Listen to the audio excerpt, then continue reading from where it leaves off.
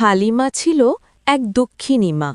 স্বামী হারিয়ে একমাত্র ছেলেকে বুকে আগলে বড় করেছে। মা রান্না করছে, ছেলে মায়ের পাশে বসে আছে। বাবা, তুই খেয়ে যা, আজ তোর জন্য আমি মাছ রান্না করেছি। মা, তুমি আগে খাও। তুমি না খেলে আমি কিচ্ছুই খাবো না। আমার বাবা মারা গেছে অনেক দিন, আমাকে অনেক কষ্ট করে বড় করেছে।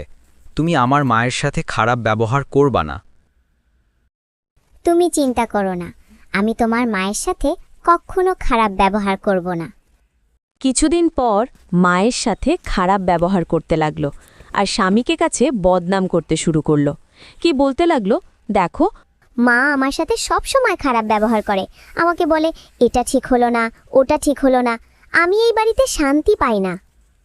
মা, তুমি আমার সংসারে ঝামেলা করছো, আমাদের কি একটু শান্তিতে থাকতে দিবে না? বাবা, আমি তো কিছুই করিনি।